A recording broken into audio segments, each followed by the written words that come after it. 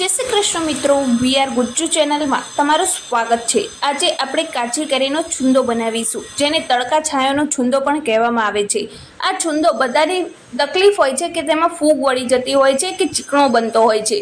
તો આજે બધી તકલીફોને દૂર કરીને આપણે સ્ટેપ બાય સ્ટેપ આ છુંદાની રેસીપી જોઈશું।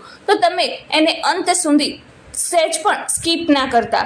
તો ચલો આપણે આ છુંદાના રેસીપીની વિડીયોને સ્ટાર્ટ કરીએ। તો સૌથી પહેલાં આપણે આ રીતના રાજાપુરી કેરી લઈ લીધેલી છે, જે સ્પેશિયલ અથાણા અને છુંદા બનાવવા માટે જ યુઝ થતી હોય છે અને અત્યારે માર્કેટમાં આ ભરપૂર પ્રમાણમાં મળી રહી છે। તો અત્યારે આપણે 3 નંગ કેરી લઈ લીધેલી છે। હવે એને ઉપરથી આ રીતના નાકો કટ કરી લેવાનું છે અને આને જે આપણે બટેકા છોલવાનું ચપ્પુ હોય એના મદદથી ઉપરની છાલ એની છોલી લેવાની છે અને આપણે છાલ સરસ મજાની ઉતારી લેવાની છે, સહેજ પણ રહેવી ના જોઈએ। અત્યારે આપણે 3 કેરીની છાલ હવે ઉતારી લીધેલી છે આ રીતના ચપ્પાના મદદથી। હવે આપણે જે છીણી હોય ઘરમાં એ લઈ લેવાની છે અને આની આપણે છીણ પાડવાની છે। જો આ રીતના સ્ક્રીન ઉપર દેખાઈ રહ્યું છે એ રીતના તમારે એની છીણ પાડવાની છે। જો આ તમને વાગે નહીં એનું ખાસ ધ્યાન રાખવાનું છે, સંભાળીને કરવું બહુ જ જરૂરી છે આ સ્ટેપ। તો જો આ રીતના આપણી છીણ તૈયાર થઈ ગઈ છે અને આપણે તપેલીમાં લઈ લઈશું। આને બને ત્યાં સુધી મોટા વાસણમાં લેવું એટલે તમને હલાવવું સારું ફાવે અને બને ત્યાં સુધી સ્ટીલનું જ વાસણ લેવું, એલ્યુમિનિયમનું વાસણ બિલકુલ યુઝ ના કરવું। તો જો આપણે બધી જ છીણ આ તપેલીમાં હવે લઈ લીધેલી છે। હવે આ રીતના જ આપણે બધી જ કેરીની છીણ તૈયાર કરી લઈશું। તો જો આ રીતના આપણે 3 કેરીની છીણ તૈયાર કરી લીધેલી છે। હવે આપણે આમાં મીઠું ઉમેરીશું। મીઠું અત્યારે આપણે 2 ચમચી જેટલું મોટી ઉમેરી લીધું છે અને સાથે જ આપણે આમાં હળદર ઉમેરવાની છે। હળદર 1 મોટી ચમચી જેટલી આપણે ઉમેરેલી છે અને સાથે જ હવે આમાં જીરું ઉમેરીશું। જીરું આપણે 3 મોટી ચમચી જેટલું ઉમેરીશું। આખું જીરું હોય એ જ આપણે ઉમેરેલું છે અને હવે આને આપણે ચમચીના મદદથી હલાવી લઈશું। આ રીતના જે રીતના તમને સ્ક્રીન ઉપર દેખાઈ રહ્યું છે એ રીતના સરસ મજાનું મિક્સ કરી લેવું ઉપરથી નીચેથી, એટલે સરસ મજાનું આપણું મિક્સ થઈ જશે। હવે આપણે આમાં ખાંડ ઉમેરવાની છે। ખાંડ તમારે જો આ સ્ક્રીન ઉપર દેખાઈ રહી છે એવી મીડિયમ લેવાની છે, બહુ નાની પણ નહીં અને બહુ મોટો દાણો પણ નહીં। આની સ્પેશિયલ છુંદા માટેની ખાંડ આવતી હોય છે, તમે કોઈ પણ કરિયાણાના દુકાને મળી રહેશે આસાનીથી। હવે આને આપણે ખાંડને આની અંદર ઉમેરી દઈશું। જો આ રીતના, અને તમારે ખાંડ કેટલી ઉમેરવી એ તમારી કેરી ઉપર ડિપેન્ડ કરે છે કે કેરી તમારી કેવી ખાટી છે। વધારે ખાટી હોય તો તમારે વધારે ખાંડ ઉમેરવાની છે અને ઓછી ખાટી હોય તો તમારે ઓછી ઉમેરવાની છે અને તમારા ઘરમાં કેવી રીતના ગળપણ ખાય છે એ રીતના તમારે ઉમેરવાની રહેતી હોય છે। તો જો આ રીતના આપણે અત્યારે 3 મોટી સાઈઝની કેરી લીધેલી હતી, જે વજનમાં 1.5 કિલો જેટલી હતી, તો એની સામે આપણે 2 કિલો ખાંડ ઉમેરી છે। આપણે વચ્ચે વચ્ચે હલાવતા જઈને આપણે બધી જ ખાંડ એમાં ઉમેરી દઈશું અને જો એને સરસ મજાનું મિક્સ કરી લઈશું।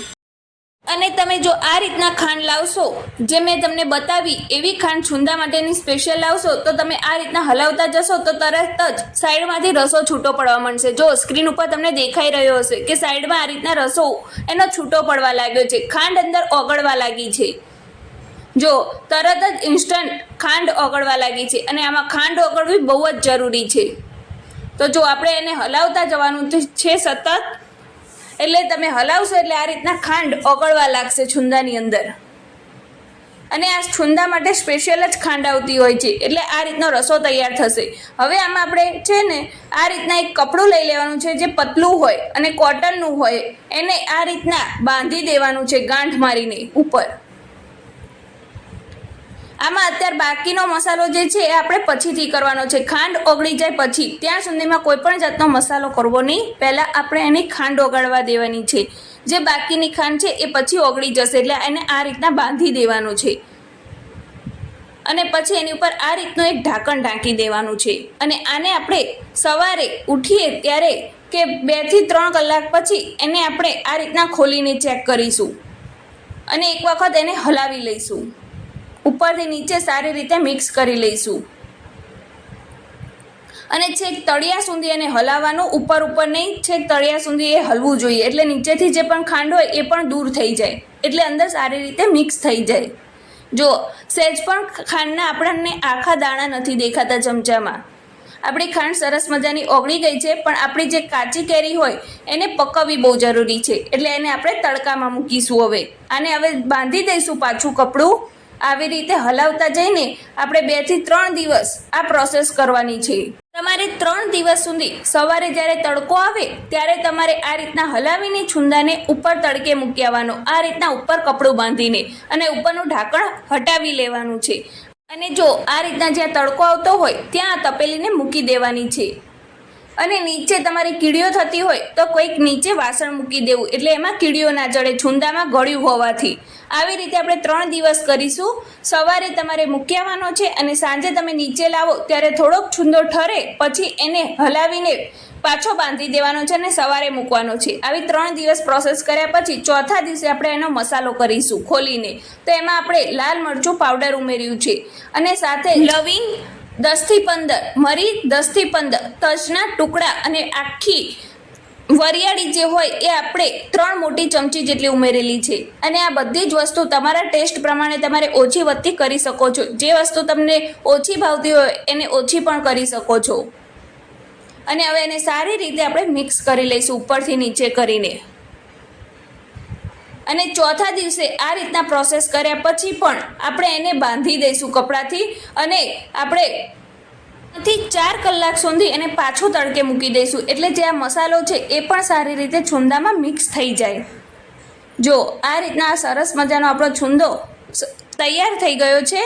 ખાવા માટે બિલકુલ તૈયાર છે, પણ આને તડકામાં મૂકવો બહુ જ જરૂરી છે. ચોથા દિવસે આપણે ખાલી ફક્ત 3 થી 4 કલાક માટે જ મૂકવાનો છે એને કપડું બાંધીને. એને વધારે સમય હવે તડકામાં નહીં રાખવાનો, નહીં તો તમે જે મસાલો કરેલો છે એનો કલર ઉડી જશે અને છુંદાનો કલર સારો નહીં આવે.